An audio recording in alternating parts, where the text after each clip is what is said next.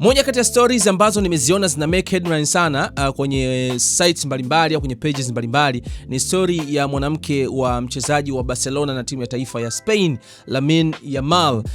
Girlfriend wake anaitwa Ines Santos. Huyu mrembo bwana, inatajwa kwamba alimtupa mshikaji wake ambao amedumu kwenye mahusiano kwa miaka 5 baada ya kupokea DM kutoka kwa mchezaji huyu wa timu ya Barcelona na timu ya taifa ya Spain.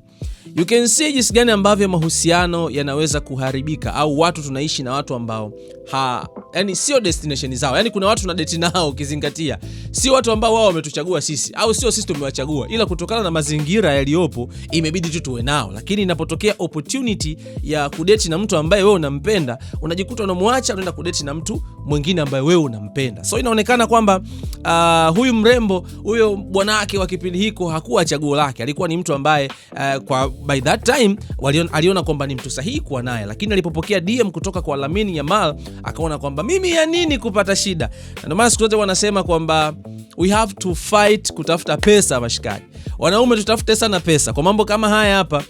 Hii inatuambia kwamba tutafute pesa, tutafute status, ili mwisho wa siku wanawake zetu tunapokuwa nao basi wa feel proud kwa namna moja ama nyingine. Japokuwa wanasema kwamba binadamu hatutosheki, inawezekana pia ukawa na begi na watu wakakupigia au wakakupora mwanamke wako. So all in all, chochote kile kinawezekana. Kikubwa tu kuomba Mungu kupata mtu ambaye atakuwa ni perfect pair wako, ambaye ataweza kupambana na vishawishi mtu mwingine hawezi kuja kumrubuni.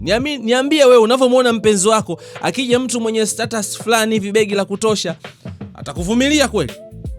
Atabaki na wewe au ata move on kama ambavyo amefanya huyu Bi Ines Santos kwa mwanaume wake ambaye amedumu naye kwenye mahusiano kwa miaka 5? Mimi naitwa Ricky Kisalala sana, and this is E-Trending ya Ricky Media, ikiwa inapewa nguvu za kutosha na Magic Builders International, bila kuwasahau Silent Ocean, Simba wa Bahari.